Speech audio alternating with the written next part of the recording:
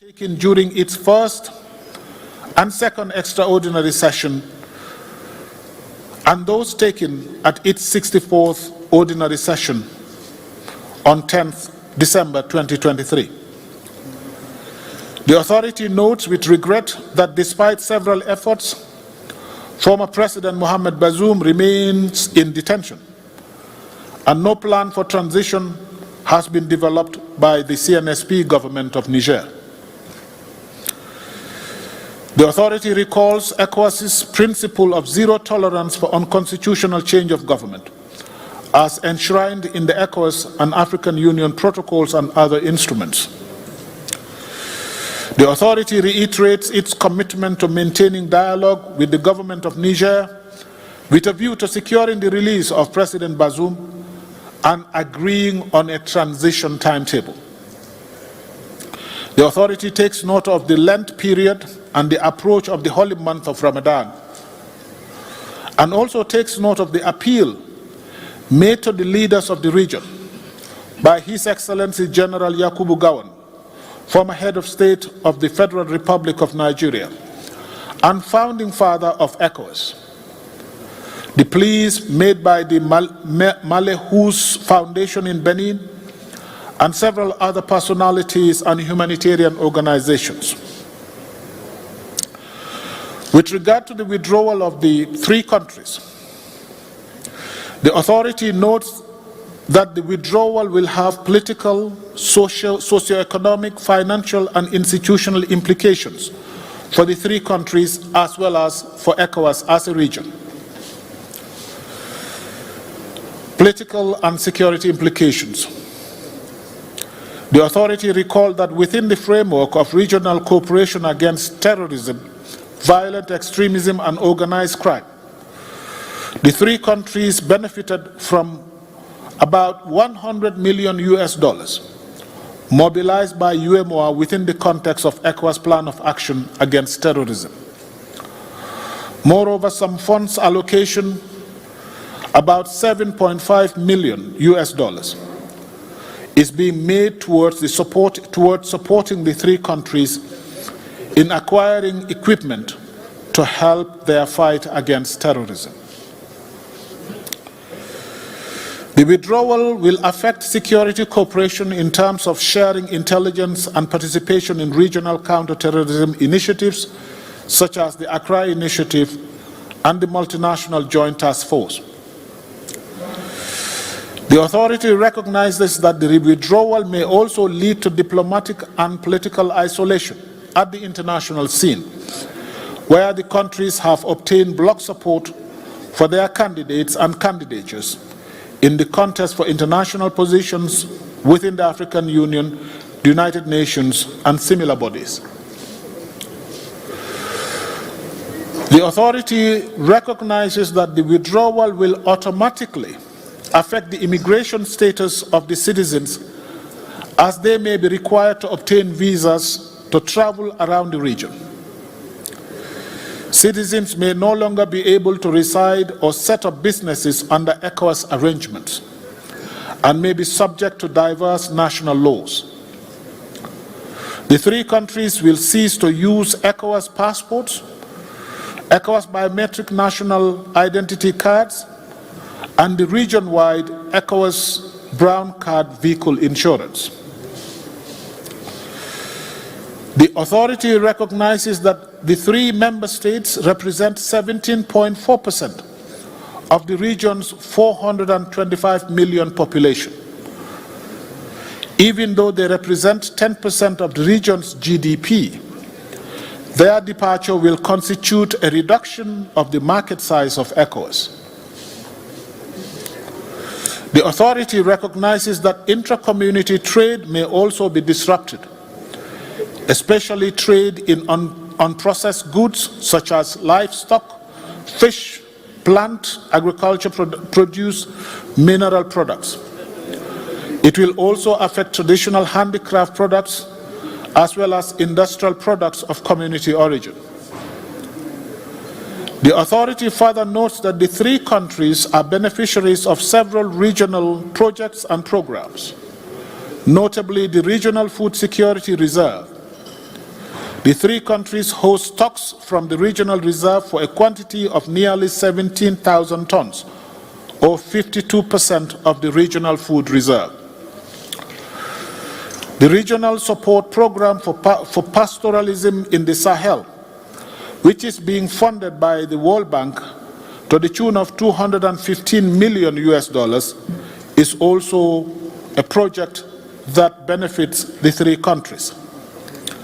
The three countries also benefit from the Sahel Regional Irrigation Support Program, which is being funded by the World Bank to the tune of $103 million US. The Regional Food Systems Resilience Support Program, in the amount of $230 million funded by the World Bank, is also benefiting the three countries. West African Single Identity and Regional Integration and Inclusion Project is another program that the three countries benefit from. The ECOWAS Regional Electricity Market West African Power Pool Project is another project that benefits the three countries. The project links all the member states to a regional electricity grid for improved access to electricity. The withdrawal of the three member states could result in the halt or the suspension of all ECOWAS projects and programs worth more than $500 million US. The authority notes that the two regional financial institutions, EBID and BORD, have considerable exposure in the three countries. EBID currently has 27 ongoing public sector projects in the three countries, 9 in Burkina Faso, 8 in Mali, and 10 in Niger, and a total of 20 private sector projects, 5 in Burkina Faso, 13 in Mali, and 2 in Niger. These projects are collectively valued at approximately $321.6 million US. The EBID's portfolio in the three countries represent approximately 22.5% of the bank's total portfolio in the member states. The three countries contribute a total of $33 million to the capital of the bank.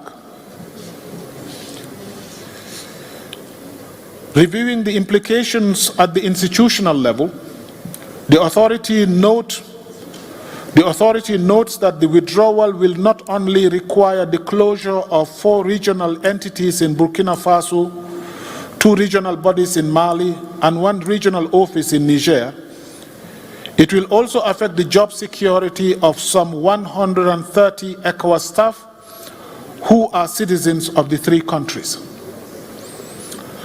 Currently, 77 staff members are from Burkina Faso, 23 are from Mali, and 32 are from Niger. The authority has resolved as follows. Release of President Bazoum. The authority calls for the immediate release of His Excellency Mohamed Bazoum, former President of the Republic of Niger. The authority also calls on the transition authorities in Niger to provide an acceptable transition timetable to constitutional order. On sanctions, the authority has resolved as follows. The authority has resolved to lift with immediate effect the following measures imposed on the Republic of Niger.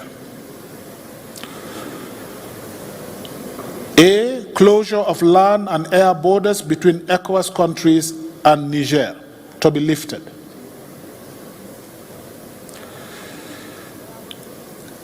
No-fly zone of all commercial flights to and from Niger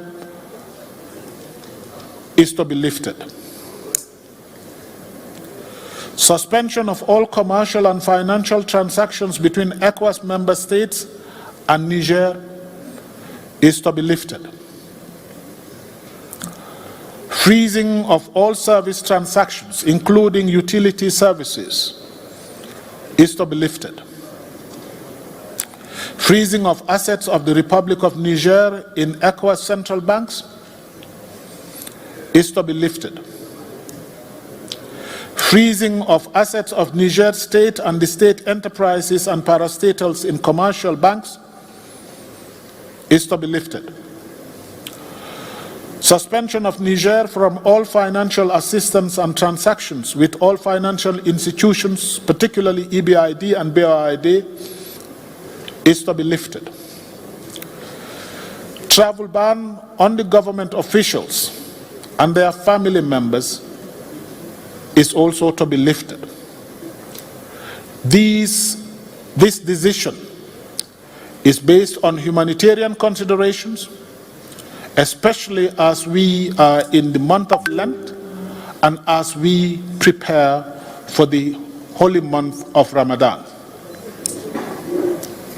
The authority has also resolved to lift the sanctions regarding the recruitment of Malian citizens in statutory and professional positions within ECOWAS. The authority has also resolved to lift financial and economic sanctions on the Republic of Guinea. The authority has also instructed the President of the Commission to invite Burkina Faso, Niger, Mali, and Guinea to attend technical and consultative meetings of ECOWAS, as well as all security-related meetings. The authority calls on ECOWAS institutions, member states, YMO, and other regional institutions to implement this decision. On the withdrawal of the three countries, the authority takes note of the notifications by the three member states within the context of Article 91 of the 1993 ECOWAS Revised Treaty, and further urges the countries to reconsider the decision in view of the benefits that the ECOWAS member states and their citizens enjoy in the community. The authority expresses its concern over the socio-economic, political, security, and humanitarian impacts of the decision, particularly on the citizens of the three countries and on the regional integration process. The authority further urges the three member states to resort dialogue, negotiations, and mediation to address their concerns. The authority urges the three member states to adhere to the provisions of the 1993 Revised Treaty relating to withdrawal, particularly Article 91. The authority encourages ECOWAS to sustain its rapprochement and ouvertures towards the three member states and continue to remain seized of the situation.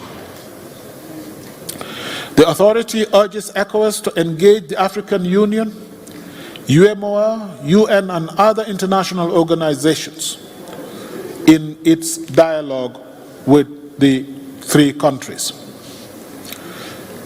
The authority encourages a broader outreach which should include traditional religious leaders, eminent personalities, civil society, and women leaders for the unity and security of the region. The authority reiterates the urgent need for ECOWAS to expedite the operationalization of the standby force in its kinetic mode to fight against terrorism in the region, including the elements of the multinational joint task force and the Accra Initiative. In this regard, the authority instructs the Commission as soon as possible to convene the meeting of Ministers of Finance and Defense to propose modalities for financing and equipping counter-terrorism force. The authority further instructs the Commission to develop an effective communication strategy in engaging member states and the community citizens in view of the ongoing disinformation and misinformation that put ECOWAS in a bad light. The authority expresses its gratitude to His Excellency General Yakubu Gowon for his interest in the welfare of the community and his valuable suggestions. The authority takes note of the end of President Macky Sall's term of office on April 2, 2024, and commends him for the tremendous development he has realized as President of Senegal, and for his invaluable leadership in Africa and the world. The authority calls on Senegalese stakeholders to give priority to dialogue with a view to preserving the democratic gains of Senegal through a free, inclusive, and transparent elections. The leaders underscore their commitment to African sovereignty, independence, and unity. In this regard, the authority appeals to all partners to respect African countries' sovereignty and independence and avoid interferences that risk destabilizing member states and adversely affect regional unity. And finally, the authority expresses gratitude to His Excellency Bola Ahmed Tinubu, President of the Federal Republic of Nigeria and Chair of the ECOWAS Authority, for convening the extraordinary summit and for the manner in which he has been conducting the affair of the community as Chair of Authority. Done at Abuja this 24th day of February 2024. The authority. This is the communique of the extraordinary session. It will be made available in the languages of ECOWAS as soon as possible. I thank you for your presence.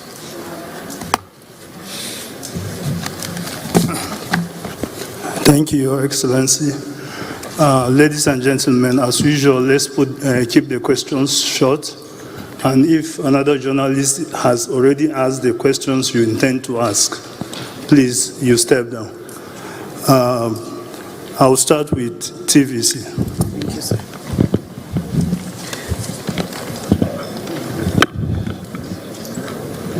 Good afternoon, sir. And good afternoon, colleagues. My name is Moya Thomas. I report for TVC News. Sir, I would want to know why ECOWAS authority did not wait for these three countries to shift ground a little bit, so ECOWAS does not see it to be same as not strong, or could condone unconstitutional change of power by lifting the sanctions without them taking any deliberate step to meet the demands of ECOWAS. Thank you. Thank you. I think I have made it, I have referred to the appeals that have been made to the leaders by leaders such as former head of state, General Gowon, religious leaders, traditional leaders, with regard to the sanctions on Niger. It is on purely humanitarian grounds that the leaders have deemed it important and necessary to lift the sanctions, especially as we are in the Lent period and we are approaching the holy month of Ramadan. The people and the interest of the people is what has informed the decision of the leaders to lift the sanctions, because as you know, although it is not the intention of the leaders, sanctions do affect citizens in one way or another, and the leaders deem it important to really take measures that will alleviate any possible suffering for the ordinary person. So it is on humanitarian grounds that the leaders have taken this decision. As I said, ECOWAS remains committed to its zero tolerance for unconstitutional change of government. Thank you. All right. Good afternoon, sir. I am Princess Ekwi Ajude of the Anambra Broadcasting Service. Sir, from all indications, withdrawal of the 3 countries from ECOWAS will spell doom for the bloc. And just like you said, it's based on humanitarian grounds. But I'm worried because this may be green light for countries who are so pressed to say we can also use unconstitutional measures to get what we want. Now, let me make it very clear. What I have listed is not exhaustive. Political sanctions have not been lifted. Border closures have been lifted, and commercial sanctions have been lifted. But there are targeted sanctions as well as political sanctions that remain in force. Thank you.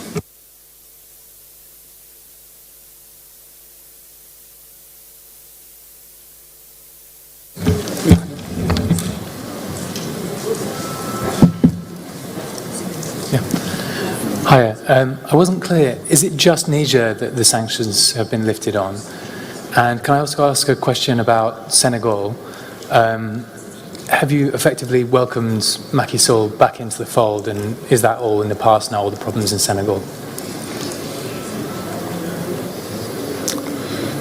I think our sanctions regime should be assessed correctly.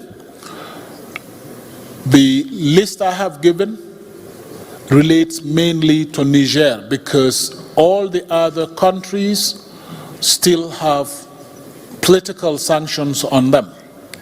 So the border closures, the commercial sanctions and all that are on Niger, and that is what the leaders have decided to lift. But individual sanctions as well as political sanctions remain in place in Niger. Now, for other countries, political sanctions remain. That is the limited ability to attend ECOWAS summits as well as ministerial sessions. Now, regarding Senegal, the leaders have taken note of President Macky Sall's, the end of President Macky Sall's term of office on the 2nd of April. And appeals to all stakeholders in Senegal to give priority to dialogue so that they can have free, fair, and inclusive elections.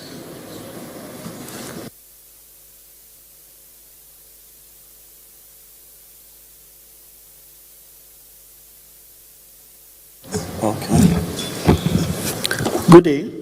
My name is Amadine Uyi with New Central Television. On the issue of Mali, Guinea, Niger, Mali, and Burkina Faso, I know that recently the 3 states formed a parallel and competing body, one that competes with ECOWAS. Though I understand that is not ECOWAS membership is not mandatory, I'm curious to know how the Commission wishes to be able to handle that issue, especially as it goes against the core objectives and key responsibilities of ECOWAS, including its interests? Thank you. ECOWAS is a reality. We all travel freely within the sub-region, and we trade freely among ourselves. So that reality is there. ECOWAS therefore does not see another grouping as a threat. In addition to the alliance, you have many other smaller groupings within ECOWAS. You have UEMOA, you have Mano River Union, you have the other smaller functional organizations dealing with specific matters. Entente Cordiale and all that. You do have, there is another organization, I've just forgotten the name, I beg your pardon, the Entente.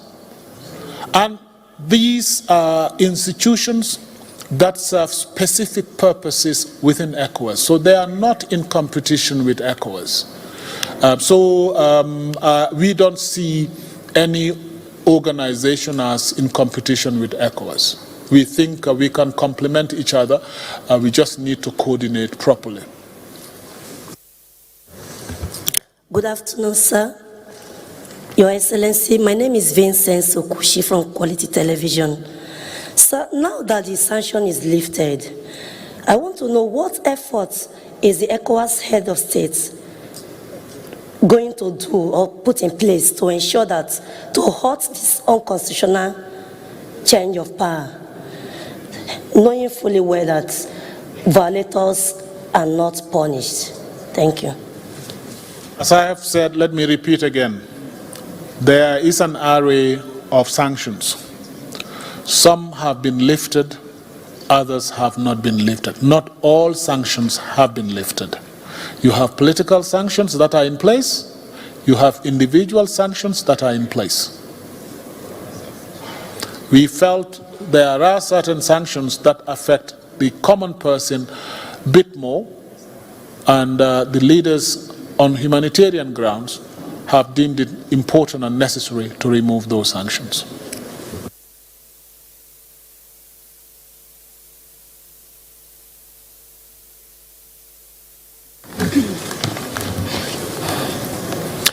Good afternoon, Your Excellency. My name is Stephen Angulu. I write for the Punch newspapers.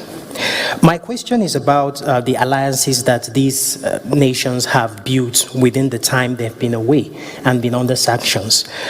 Since coming under military rule, we understand that Mali, Burkina Faso, and Guinea have strengthened their alliances with Russia and on various economic fronts. Does this bother the ECOWAS in any way, and what becomes of that, given your current decision? Thank you. As I have said, ECOWAS does not see any outfit as competitors or competing against ECOWAS. What we frown up against is anything from outside that will destabilize the region and affect the unity of the region. ECOWAS does not accept that, but ECOWAS welcomes any partnership that promotes our development and our unity.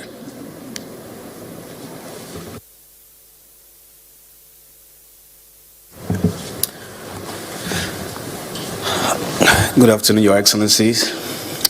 My name is Eniola Akinquotu. I work with the Africa Report, Jeune Afrique. The three countries that announced that they're pulling out of ECOWAS, that's Burkina Faso, Mali, and Niger. They spoke about ECOWAS, becoming a stooge of the West. I was going to ask this question: will ECOWAS be considering, cutting the umbilical cord between the CFA zone and Banque de France to prove to these people that you are not stooges of the West? That is one. Secondly is, we've seen time and time again, ECOWAS being very proactive whenever there's a coup. But when civilian heads of state, embark on tenure extension, elongation, or they attempt it, we see ECOWAS not being as stern.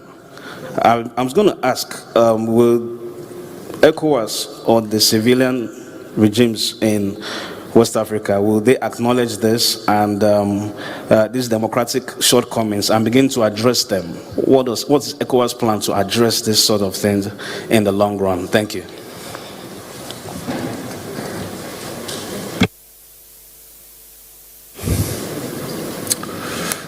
As you know, we are working towards an ECOWAS single currency, but we are not yet there.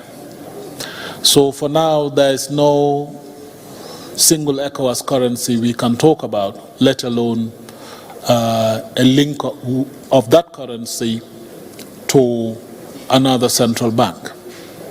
It is an objective to have our own single currency, but we have yet to get there. Regarding unconstitutional behavior, I think I've made it very clear, ECOWAS stands against unconstitutional behavior, whether perpetrated by military or non-military individuals. That is the position of ECOWAS.